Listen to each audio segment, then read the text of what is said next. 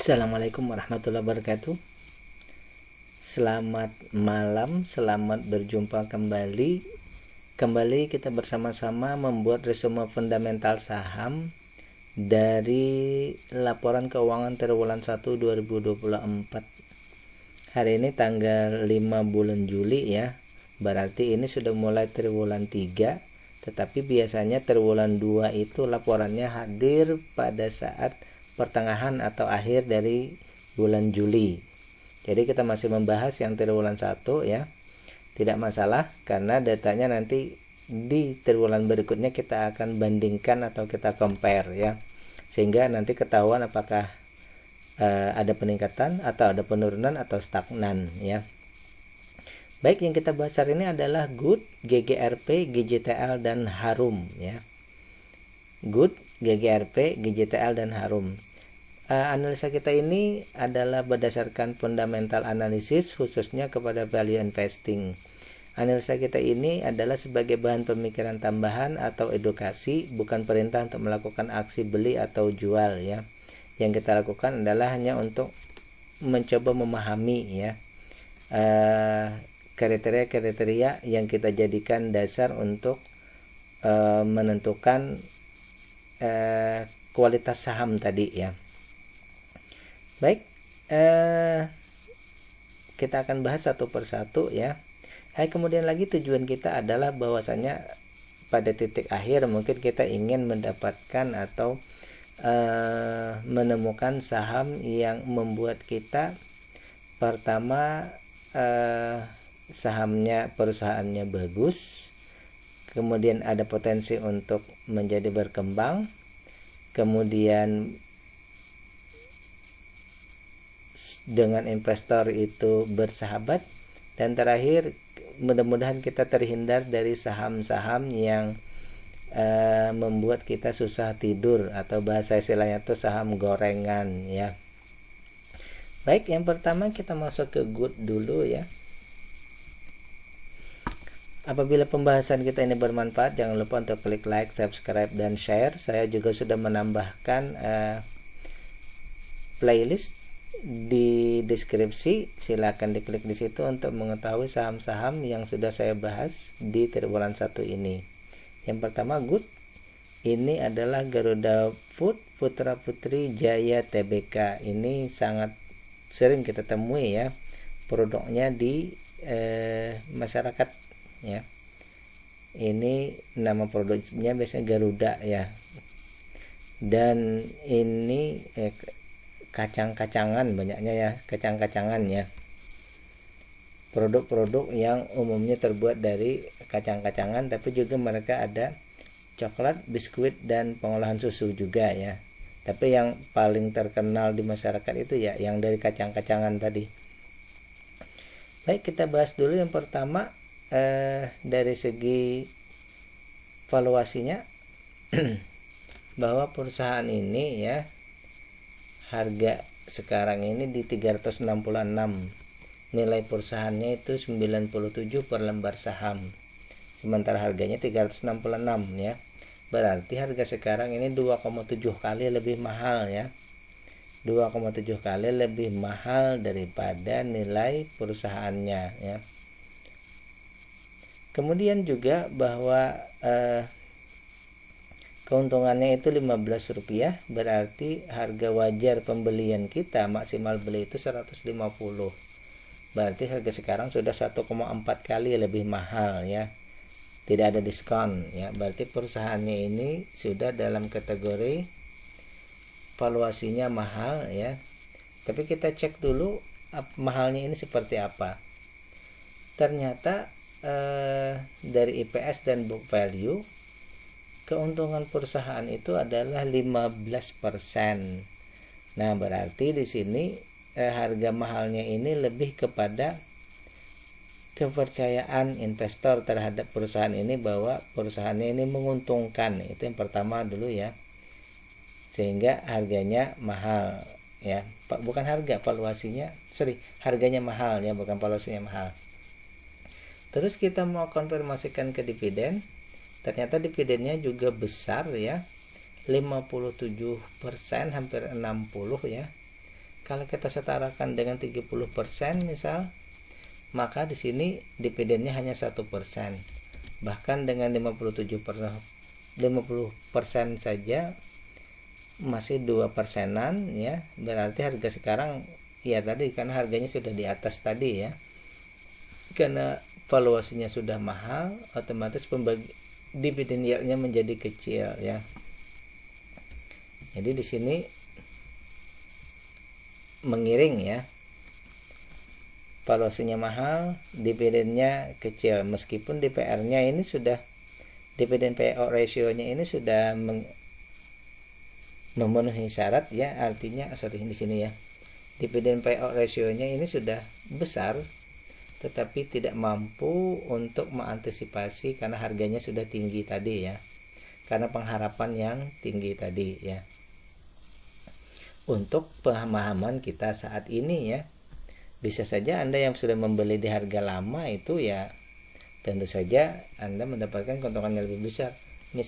Misal saja ya, di harga 100 ya mungkin valuasinya menjadi murah ya, kemudian book value-nya memang tetap wajar, cuma valuasinya sudah jadi murah, DPR-nya pun menjadi besar ya kalau di harga 100. Baik, dari segi free cash flow kita membahas ketahanan ya. Dari segi free cash flow ini aman, sangat aman ya. Kemudian current ratio atau aset lancarnya aman juga ya, 188%. Hutang berbunganya aman, hanya hutang tak berbunganya yang sudah di atas 100. Artinya di sini hutang-hutang yang tak berbunganya ini termasuk besar ya. Sedikit saja sih, 12%, cuma sudah termasuk di atas dari nilai modal ya. Jadi hutangnya sudah lebih besar daripada modal ya. Tentu saja ini agak riskan juga ya. Terus seluruh sahamnya ini bisa ditradingkan, pengendali bisa trading juga. Tetapi kalau melihat jumlah saham yang ditradingkan oleh masyarakat umum, itu jumlahnya kecil, jadi tidak masalah ini ya. Meskipun semuanya berbentuk digital, tetapi pengendali tidak trading sebenarnya ya, walaupun bisa. Sehingga yang perlu kita concern di sini bahwa yang pertama ini hutang tak berbunganya ini yang perlu dikendalikan ya. Kalau dari segi valuasi tadi ya, dari segi keuntungan oke.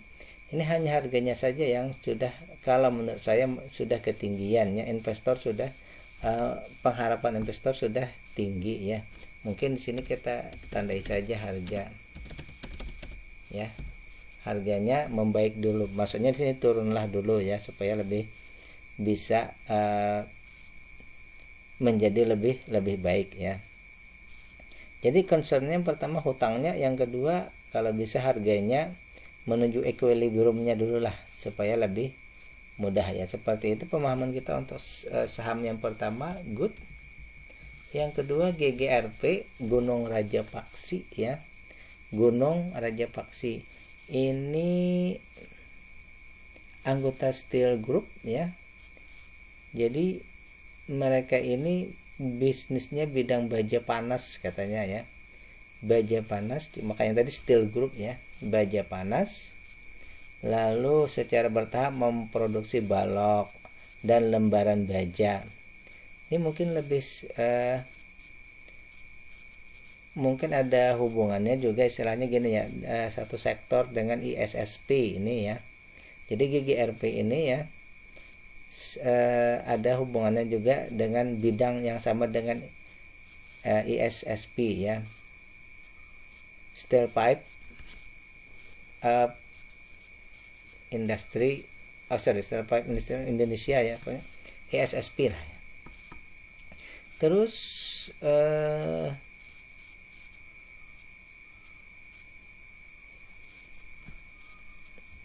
mereka ini memproduksi sampai 2,2 ribu ton baja setiap tahun ya. Oke, kita cek lagi bahwa dari segi fundamental ya, dari segi fundamental kita akan bahas khususnya yang pertama valuasi seperti biasa. Di sini ya, dari segi harga dengan nilai perusahaan, ini nilai perusahaannya besar sekali, 1000-an, sementara harga sekarang ini baru 400-an. Ini berarti ada jauh sekali ya bedanya harganya ya. Jadi yang pertama bahwa diskon ataupun harga dibandingkan dengan nilai perusahaan itu ya sekitar 58%, hampir 60, berarti hampir 60% turunnya. Kalau seperti ini berarti ya ibaratnya mungkin kalau harga naik menuju ke book value-nya berarti sekitar hampir 1,5 kali lipat ya, mungkin 150% dari harga sekarang bisa naiknya menjadi hampir 1,5 kali ya. Yang kedua, dari segi keuntungan Rp58 berarti maksimal belinya 580, masih ada rentang 19, wajar ya 19% ini diskonnya. Ini wajarnya sudah mendekati sebenarnya ya, mendekati murah. Apalagi kalau bisa lebih bawah lagi mungkin dia akan menjadi murah, misal nih 430 misal, maka valuasinya akan turun menjadi murah sehingga 26% ya. Jadi di sini valuasi wajarnya maksimal belinya ini di bawah, cuma ya kalau bisa di bawah lagi maka nanti valuasinya bukan wajar tapi murah ya.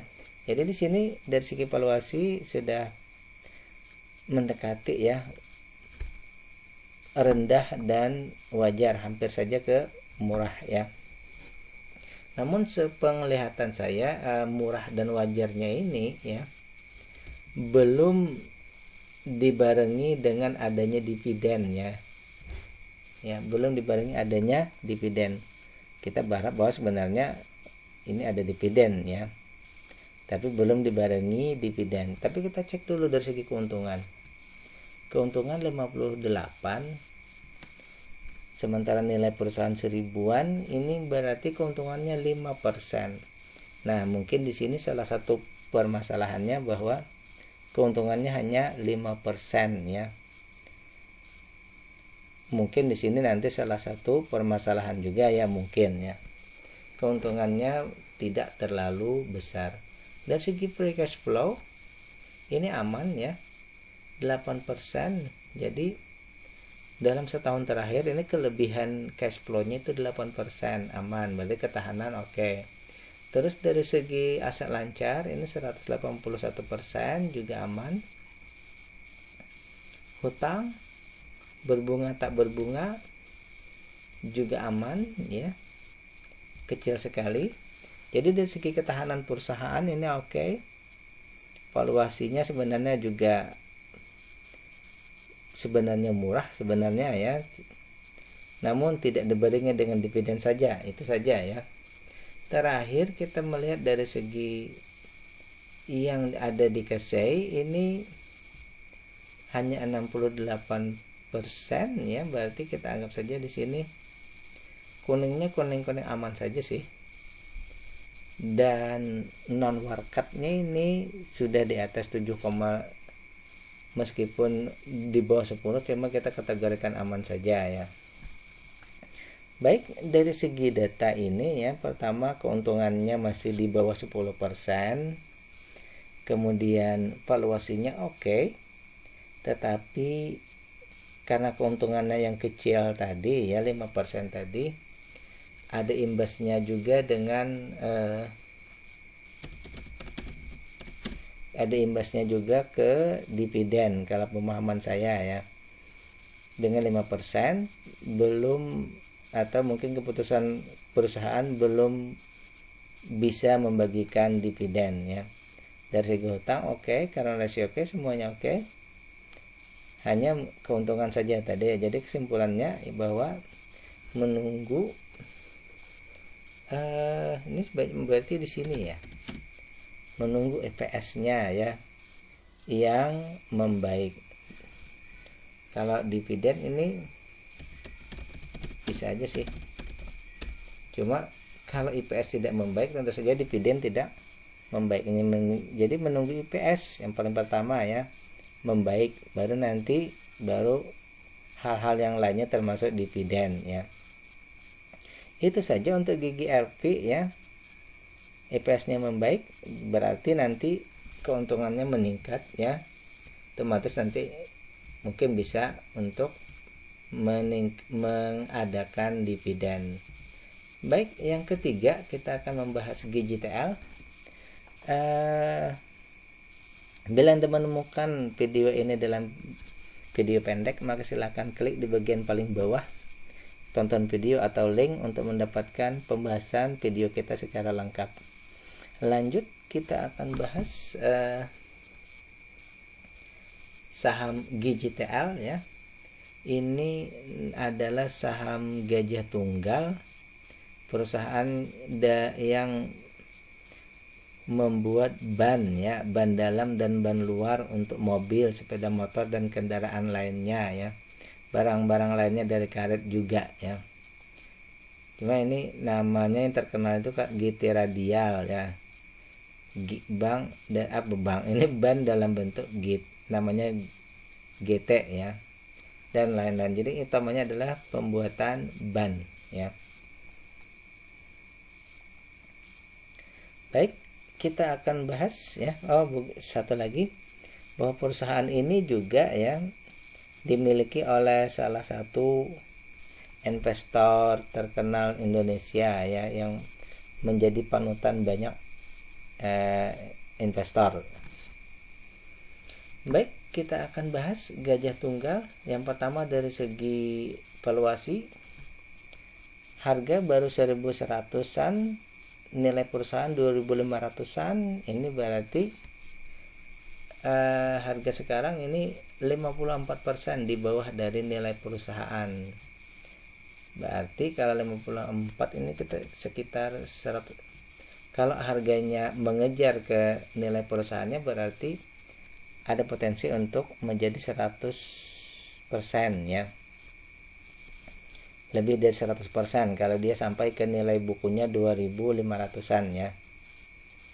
Kemudian dari segi keuntungan, dari segi IPS ini maksimal beli 3.600, lebih tinggi lagi ya. Ada 68% diskonnya ya. Kalau dari sini berarti ke 3.600 berarti bisa 200% naiknya ya.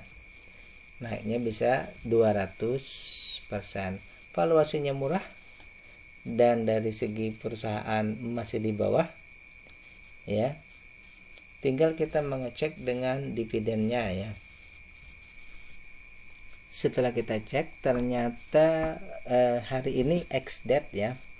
Hari ini ex-date untuk GJTL dan DPR-nya itu 17,45%, setara dengan 5,42%. Berarti ini masuk kriteria ya untuk dividen yield-nya ini di atas ya. Dividen yield-nya ini termasuk besar yang pertama ya. Kemudian DPR-nya ini kecil, memang di sini terbaca kecil, tetapi kalau kita setarakan dengan 30% ini malah 9% ya. Kalau menurut saya pribadi di sini ya memang terbaca kecil 17,45, tetapi dia sudah masuk 5%, bahkan kalau disetarakan dengan 30% ini 9% ya.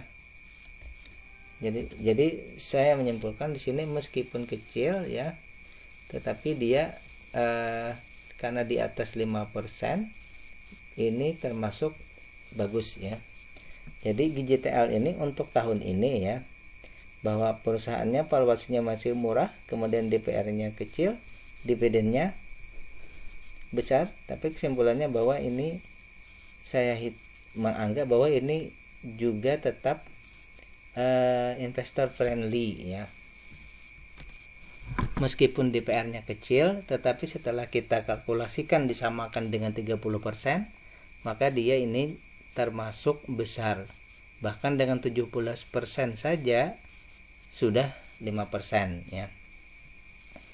Lanjut ke ketahanan perusahaan. Free cash flow-nya 7%, ini besar ya. Aman. Current ratio atau aset lancarnya oke, 193. Hutang berbunga ini aman ya. Hanya hutang tak berbunganya saja yang awas ya. Artinya apa? Sudah lebih dari 100%.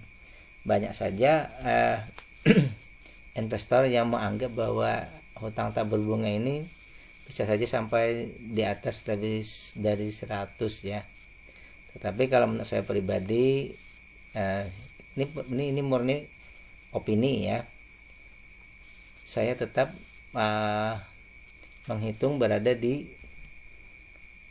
1:1, artinya apa?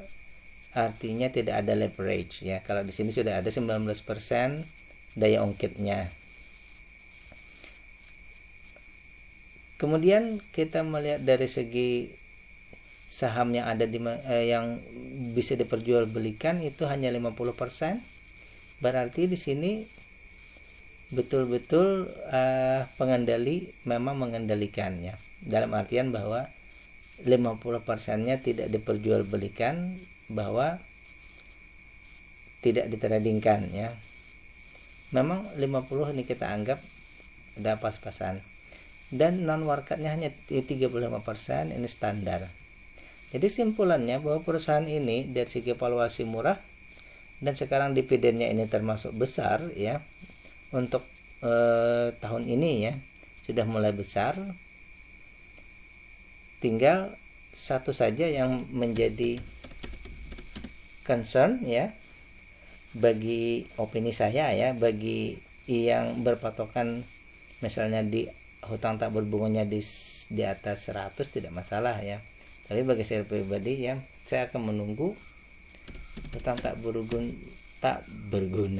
berbunganya ini membaik dulu ya. Clear ya, seperti ini ya. Kali lagi, perusahaannya untung besar 14%, ketahanan perusahaannya sangat oke. Kemudian setelah RUPS tadi dan hari ini Komdepnya, pembagian dividennya juga besar, meskipun persennya kecil tetapi dividen yieldnya ini besar ya. Kemudian hanya satu saja tadi yang jadi concern kita, bahwa hutang tak berbunganya perlu ditunggu kalau menurut saya pribadi. Lanjut, kita akan membahas yang berikutnya, ini Harum atau Harum Energy ya. Ini adalah perusahaan yang mengkhususkan diri pada pertambangan, industri perdagangan yang ada hubungannya dengan batu bara, katanya asalnya ya. Namun sekarang mereka lebih sepertinya sekarang mereka lebih berfokus kepada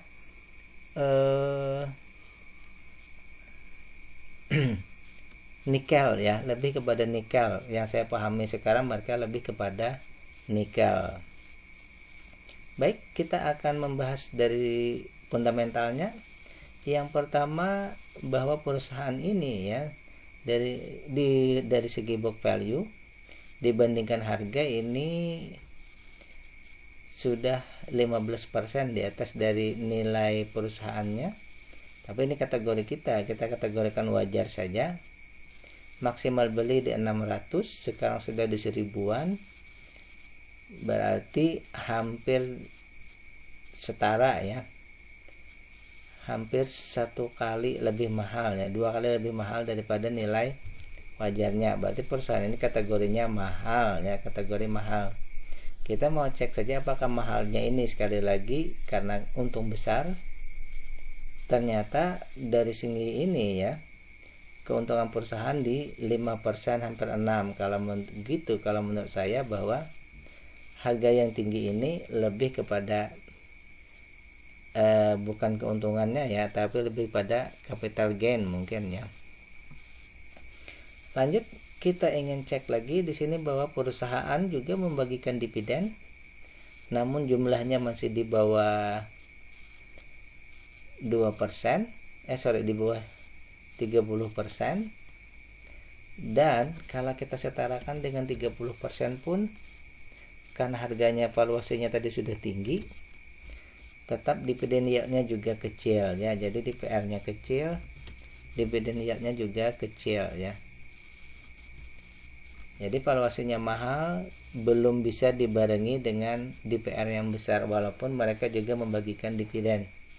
Tapi setahu saya bahwa mereka ini dalam berita-beritanya itu mereka sering ekspansi terus ya. Tapi ya ini tadi permasalahannya, karena modalnya besar, otomatis juga mereka menyatakan bahwa DPR-nya kecil ya. Belum friendly kepada investor kalau menurut saya ya, karena dividen yield-nya juga masih di bawah inflasi. Free cash flow-nya oke, 9%. Kemudian ada sedikit permasalahan di aset lancarnya ya, ini hanya 69%. Hutang berbunganya 88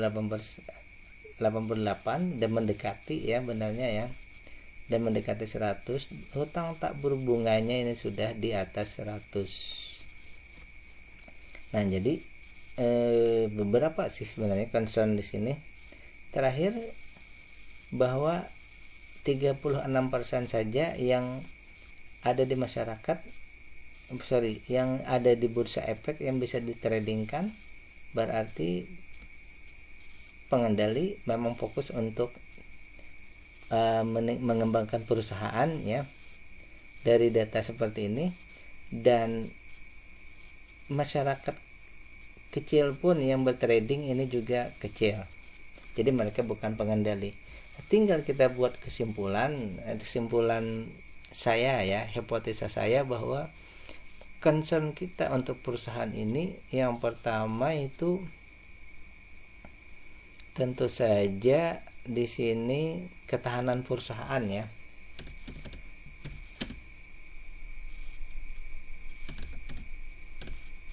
Yang pertama berarti ketahanan perusahaan ya,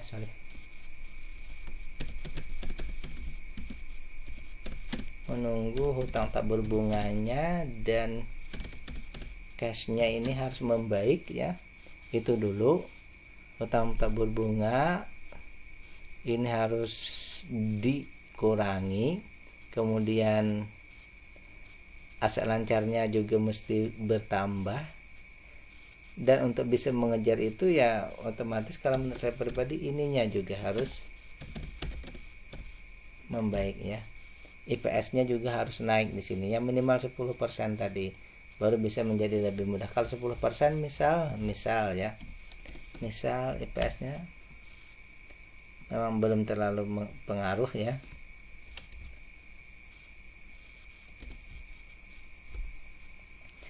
Berarti di sini lebih ke harga berarti ya. Kalau tadi perubahan IPS-nya tidak terlalu berubah, berarti di sini harga yang lebih mungkin harus